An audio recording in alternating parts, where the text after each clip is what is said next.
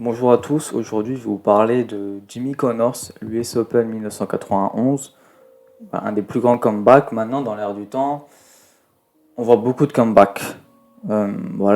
Tout récemment il y a eu Rafael Nadal, Marin Cilic, dans l'histoire il y a eu Agassi, Capriati, Sirstein qui était la première maman, Del Potro à l'époque. Le tennis c'est quand même une histoire de comeback et de belles histoires romantiques et des fabuleuses histoires. Donc aujourd'hui, je vais surtout vous parler d'un plus grand tournoi qui m'a marqué. Alors j'étais pas né, hein, certes, mais quand tu regardes les vidéos, tu peux avoir des émotions. Voilà. Du coup, c'est l'US Open 91 de Jimmy Connors. On va faire une brève biographie. Il est né en 1952. Il a traversé les âges. Il a commencé dans le tennis dans les années 70 jusqu'à les années 90. Il a connu Ken Rosewall jusqu'à connaître André Agassi. Il a vécu toutes les modifications de ce sport, de ce tennis, l'engouement de ce sport, les marques, les médias. C'est très important de rebaser ça déjà, de remettre ça dans le contexte. C'est ça Jimmy Connors. Au début, c'était quelqu'un pas très apprécié. Parce qu'il a été éduqué par sa mère en mode tigre, en mode lion, quelqu'un qui n'aura jamais d'amis et qui est là pour tuer presque tous ses adversaires. Mais lui-même dit Connors que un match de tennis c'est un combat de boxe et c'est le premier à émettre ces mots-là dans le sport, au tennis. Pourquoi c'était quelqu'un de pas aimé? Parce que pour être aimé, en vrai, c'est quelqu'un, un combattant. Il n'était pas aimé parce qu'il faisait des gestes très déplacés sur certains matchs. Je ne peux pas vous montrer parce que voilà, mais regardez des vidéos à Forest Hill dans les années 70, avant Forest Hill, c'est l'avant l'US Open à Flushing Meadows, comme on voit. Il faisait des gestes très déplacés, il rouspétait sur l'arbitre, il faisait des vannes, il faisait un peu n'importe quoi. Il était très bon, c'est ça qui était hallucinant, il était très bon, mais il faisait vraiment n'importe quoi. Il n'était pas du tout apprécié par le public, qui était un public assez distingué, huppé, et que lui, il venait un peu de la campagne, c'était un cutéreux, du coup, c'est vraiment le contraire du tennis, quoi. C'est tout le contraire. Mais grâce à lui, ce sport est devenu plus populaire. Jimmy Connors, c'est quand même, en termes de palmarès, c'est le record de titres, c'est quand même 8 grands chelems, porté l'Open d'Australie, l'US Open et Wimbledon. En 74, il gagne ses 3 grands chelems. Malheureusement, en 74, il peut faire le grand chelem calendaire, mais il est exclu de Roland Garros parce que juste avant, il avait fait des intervilles aux États-Unis. En fait, c'est quoi? C'est des tournois d'exhibition, clairement, et en fait, c'est avec un bon pactole à gagner, je vous dis clairement, et ça, c'était interdit, tout simplement. Il s'est fait exclure de Roland Garros. Mais Jimmy Connors, c'est pas que ça, quand même, je trouve. C'est quelqu'un qui a révolutionné son jeu. Pourquoi? C'est un des premiers à avoir un revers à deux mains. Aujourd'hui, c'est vrai que ça paraît bizarre, mais dans les années 70, c'est quelqu'un avec Björn Borg, avoir un revers à deux mains qui était très excentrique à l'époque. Avant, tout le monde avait un revers à une main. C'est le premier à être un des meilleurs receveurs. Du coup, pour les service volleyeurs, c'était un enfer.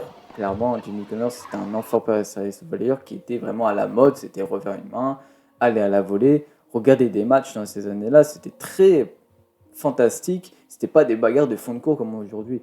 Donc maintenant, je vais vous parler de l'année 90-91, forcément, parce que si comeback dit, forcément une grosse blessure, une grosse absence. Et du coup, il s'était fracturé le poignet en 1990. Jimmy Connors, et il revient en 91, à 39 ans. Pourquoi? En fait, parce qu'il parlait avec Vitas Gerulaitis et il disait qu'il il avait pas envie d'arrêter. Il avait encore l'odeur du sang. C'est Jimmy Connors tout craché. Hein. Il avait encore l'odeur du sang et qu'il voulait encore bouger son popotin sur les cours. En gros, c'est ça. Il voulait encore bouger son popotin, faire un dernier un dernier grand run dans un énorme tournoi. Donc, 1991, c'est l'année ou jamais pour faire son départ. Un certain Frank Sinatra disait qu'il faut soigner sa rentrée, mais surtout sa sortie. Le dernier souvenir qu'on aura du joueur, ça sera sa sortie. Ça sera sa fin de carrière. En 1991, à Roland-Garros, on n'a jamais connu ça, vraiment. Troisième tour face à Michael Chang, un match qui a duré plus de 3 heures. Jimmy Connors abandonne au 5e set. Il venait de remporter le 4e set, et enfin voilà, d'aller au 5e. Il remporte 1 point au 5e. Il abandonne le match. Jimmy Connors, en fait, il en pouvait plus. Là, lors de ce match, il avait le dos bloqué. Et c'était pas du chic. Dans les vestiaires, il pouvait plus monter les escaliers. Il en pleurait. Mais est-ce que vous avez capté son comportement? C'est-à-dire que il est parti en ayant remporté le dernier point, en disant que oui, j'ai abandonné, mais j'ai pas perdu. C'est un des premiers abandons qui a été félicité par la foule. Premiers abandons. Normalement, quand tu as un abandon, c'est assez triste. Là, ça a été félicité. Il y a eu un tonnerre d'applaudissements. Tout le monde dans le cours s'est levé pour Jimmy Connors. À 38 ans, à 39 ans, faire ceci face à Michael Chang qui avait 19 ans, un des plus jeunes et était un des énormes espoirs du tennis américain, c'était incroyable. Voilà. Juste avant l'US Open. Il se bloque le dos à Roland-Garros quand même, juste avant l'US Open. Malgré ça, il parle toujours à Vitas Jurlaitis, il disait « On va fêter mon anniversaire à la fin du 8e de finale. On va fêter mon anniversaire et on va fêter mon quart de finale. » Vitas Jurlaitis ne le croit pas parce qu'il gagne très peu de matchs. Jimmy Connors, il est 175e à l'ATP. Voilà, c'est normal parce qu'il est très vieux, il gagne plus de matchs, il est plus dans l'air de temps. Il a dû changer sa raquette dans les années 80, il a dû lasser sa Wilson T2000 créée par Lacoste en 1963. Avoir une nouvelle raquette toute moderne, jaune fluo qui ne lui correspond pas du tout, hein, honnêtement. C'est même très marrant à voir, en fait. Un vieux presque 40 piges qui est en train de jouer avec des jeunes de 20 ans. À l'époque, c'était inimaginable. Pourquoi? Parce que à 30 ans, t'arrêtais le tennis à cette époque-là. T'avais pas le médical pour. T'avais pas de psychologue, t'avais pas de médicaments pour. Aujourd'hui, c'est plus facile, c'est logique. Mais à l'époque, c'était pas pareil dans les années 80-90. Il est invité forcément parce que c'est le plus grand vainqueur de l'US Open, c'est lui qui a gagné le plus de titres à l'US Open. Du coup, forcément, il sera invité, il a une wildcard par l'US Open parce que devoir accompli, tout simplement parce que c'est une légende.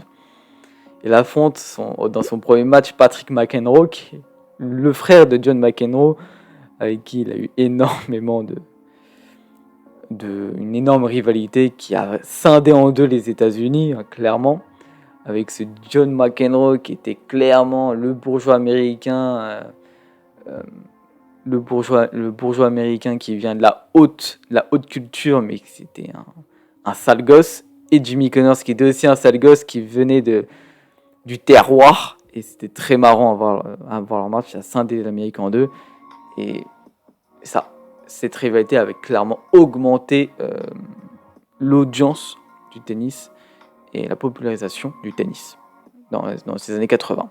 Il affronte au premier tour Patrick McEnroe, qui est le frère, qui est ostensiblement moins fort, hein, clairement, que John McEnroe. Il est peut-être plus drôle, voilà, il est moins pétage de plomb. Voilà, il se contrôle un peu plus que John. Regardez des matchs de John si vous ne le connaissez pas. Normalement, tout le monde le connaît, mais on ne sait jamais. C'est une chaîne où tous les nouveaux apprennent et tous les nouveaux peuvent connaître et peuvent apprendre l'histoire du tennis. Donc, il a affronté Patrick McEnroe. Ça a failli tourner en ridicule quand même. Il perdait 2-7-0, 0-3, 0-40 au 3e set. Vous imaginez ce retour dans un match? C'est juste fantastique. Là, c'est les émotions. Il revient dans le match. On ne sait pas comment. Il ranime un public. Le public est en feu. Des revers à plat. Il dévore l'adversaire. Il va à la volée. Son service, même si c'est pas son point fort, c'est devenu presque son point fort. C'est devenu un lion dans une cage. C'était un lion dans une cage et on l'a libéré. Même Patrick McEnroe à la fin, très marrant, il disait « Même moi, j'aurais été pour Jimmy Connors dans ce match. Même moi, si j'aurais été à la place supporter, j'aurais été pour Jimmy Connors. » Parce que le comeback qu'il fait dans ce match, il revient de 2-7-0, 3-0, 0-40 pour gagner le match en 5-7. C'est juste incroyable de sa part. Et dans les médias, on se dit, pourquoi pas un retour de Jimmy Connors. Déjà qu'il gagne le premier tour, c'était inimaginable. Impossible. 175e à l'ATP. Au deuxième tour, Jimmy Connors bat Michel Schappers, qui était un qualifié hollandais. 6-2, 6-3, 6-2. Voilà. C'était un bon match de Jimmy Connors, qui était plus fort que son adversaire, qui était un serveur volleyeur, malheureusement pour lui. Et il disait que c'était strictement impossible de battre un Jimmy Connors à ce niveau, en fait. Voilà, comme je disais, Patrick McEnroe a réveillé la bête. Vitas Giolaitis, qui était commentateur, disait que on revoit un Jimmy Connors à son meilleur niveau, peut-être. Il a réveillé un truc en lui alors que personne ne pouvait y penser. Au troisième tour, il bat Novacek, ancien 8e joueur mondial. Rien que ça, il bat en 3-7 aussi, très facilement. Novacek ne s'attendait pas, comme il disait, à une telle ambiance, une ambiance de feu. Jimmy Connors, il a la faculté pour mettre le public dans sa poche. Regardez des vidéos, c'est juste incroyable à quel point tout le public est avec lui. Mais vous allez me dire, mais c'est paradoxal parce qu'au début de la vidéo, tu m'as dit qu'il n'était pas aimé. Bah justement, il n'était pas aimé. Il a changé son caractère entre-temps et il est devenu plus blagueur, moins ronchon, moins irrespectueux envers les arbitres. Et du coup, les États-Unis l'ont aimé, les gens ont commencé à l'aimer. Et les gens l'ont commencé à aimer quand il commençait à faire ce comeback, tout simplement. Parce qu'à 39 ans, faire un comeback à ces années-là, c'est strictement impensable. Du coup, à la fin de la carrière, il était aimé. Bizarrement, alors qu'au début, il était détesté. Et là, c'est un autre comeback, en fait. C'est pour ça que c'est un joueur à part, Jimmy Connors. C'était au début un zéro, c'est devenu un héros. En 8e de finale, un des plus grands matchs de l'histoire, face à Aaron Kristein, qui est son compatriote. Ils sont souvent entraînés ensemble. Aaron Kristein qui avait battu auparavant Andre Agassi. Aaron Kristein qui avait fait 2 quarts de finale en 88 et en 90 à l'US Open, qui a été 6e joueur mondial, qui était un super joueur de la Bolletry Academy, qui savait parfaitement jouer du revers, du coup droit, qui était performant de fond de court, un super joueur, très moderne à l'époque, il avait 24 ans, contrairement à Jimmy Connors qui avait 39 ans. 24 ans, il y a 15 ans de différence entre les deux. Et ce match est rentré dans l'histoire. Je vais vous dire pourquoi. Parce qu'Aaron Kristein a gagné le premier set, et au deuxième set, tie-break. Jimmy Connors qui revient encore de nulle part. 7-7 au tie-break. Ce match de Jimmy Connors qui touche la ligne. L'arbitre dit faute.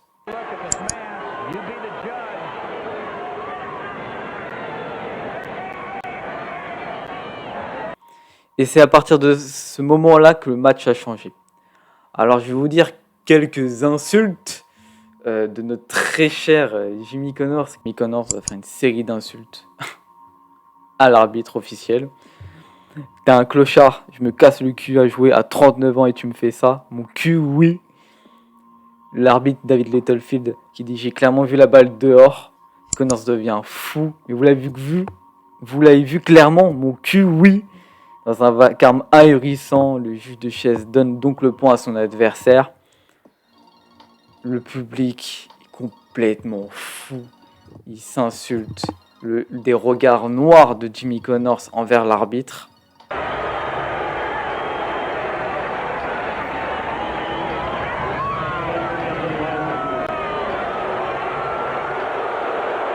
Ça prend beaucoup de temps parce que balle de 7, on est 7-7, du coup 8-7 pour Aaron Quichtein.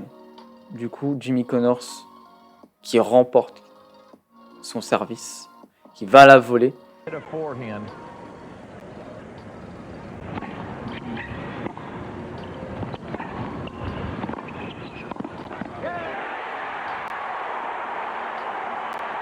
Qui va voler et on sent le match a tourné. Le match a tourné. On sent de l'angoisse dans les yeux de Quichtein. On sent de la peur. Quelqu'un qui est apeuré, mais qu'est-ce qui se passe? Comment ça qu'il y a toute la foule avec Jimmy Connors? Comment c'est possible? Et on sent un lion face à lui. Parce que quelqu'un qui va le découper. Et là, le match rentre dans une paranoïaque. Jimmy Connors gagne ce set. Et ce match devient complètement fou. En gagnant ce set, Jimmy Connors pointe la raquette vers l'arbitre, fait un geste de vainqueur, tout ça, en disant c'est un gibier, quoi. Cette image est complètement folle, honnêtement. Voilà, je vous demande de le regarder. Dans le 5e set, Jimmy Connors qui perd 5-2 et qui revient encore. S'embrouille toujours avec l'arbitre disant que c'est une erreur de la nature, que c'est le pire arbitre de l'univers. Le match arrive au tie-break du 5e set. Tie-break, c'est un jeu décisif. Le premier à 7 points. Tout dépend des tournois, parce que des fois ces tournois, le dernier jeu du tournoi de l'Open Australie, c'est des fois 10, des fois c'est 7, tout dépend des tournois.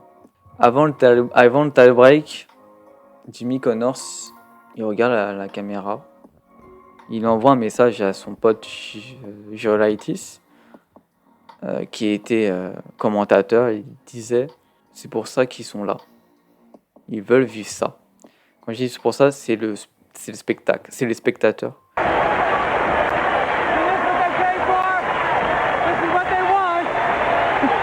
Ils sont venus pour voir ce match. Ils sont venus pour avoir une ambiance telle quelle. À la fin du tie-break, Jimmy Connors remporte ce match 7-4 au 5e set après plus de 4h42 de match. Ce match restera tellement dans l'histoire du tennis que pendant 20 ans, durant les coupures pub de l'US Open, c'est incroyable. Vraiment, si vous avez l'occasion, regardez des highlights de Jimmy Connors, Aaron Quichtein. Et je vous avais dit quoi au début? C'était le jour de son anniversaire. Il a fêté son anniversaire en remportant son 8e de finale. Personne n'y aurait cru pour accéder en quart de finale à 39 ans. En quart de finale, il affronte Harvis, qui est un très bon joueur hollandais qui avait battu Boris Becker dans le tableau. Il perd un 7, 5-3, service pour Harvis pour gagner le second set. Balle de break du 11 et là, encore un moment de dingue. Jimmy Connors fait le point du siècle, le point de l'année. Regardez ce point, c'est fou dingue.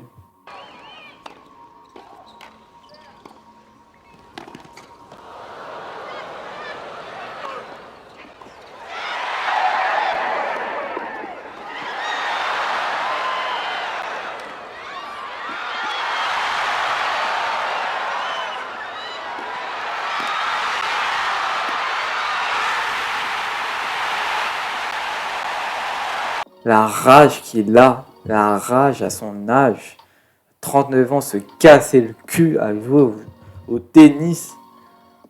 Pourquoi C'est même pas une question d'argent, c'est juste une question d'être d'honneur. Il remporte ce point, il remporte le match. Et on se dit, est-ce qu'il peut aller au bout? Est-ce qu'il peut vraiment le faire? On l'a placé même presque en statut de favori face à Quichtein qui était en statut de favori, justement. Mais toute histoire a une fin et Jim Courier a détruit, qui a fermé ce beau livre. Jim Courier a fermer ce livre magique qui est le US Open 91, parce qu'en demi-finale, Jim Courier, qui est beaucoup plus frais, physique, qu'un joueur qui avait remporté déjà un Grand Chelem, qui est un des plus grands joueurs durant cette demi-finale. Mais ça a quand même marqué un des plus grands parcours. Même Michael Edberg, qui a remporté cet US Open 91, dit que celui qui a remporté l'US Open, c'est plus Jimmy Connors. Aux yeux du public, c'est Jimmy Connors qui a remporté. La une des journaux, c'est Jimmy Connors, même si c'est Edberg qui a gagné le tournoi. À tel point. Oui. Pour Jimmy Connors, alors qu'il a remporté pas mal de grands chelems, c'est son plus gros parcours. C'est le plus beau 11 jours, parce qu'il a eu un lien avec ce public, il a renoué un lien. Il a eu des émotions. Il se sentait pas capable au début, je pense, d'aller aussi loin. Et il a montré au monde entier qu'il n'était pas mort. Et voilà. Et fun fact, après il a encore essayé jusque très tard, mais ça n'a pas réussi. Il était dans les tournois annexes. Il faisait quelques matchs par année, mais il ne réussissait pas. Du coup, c'est plus une parenthèse enchantée, magique. Et à cet âge-là, 39 ans. Voilà, j'espère que vous avez passé une bonne vidéo, que vous avez appris des petites choses. Bonne journée, au revoir.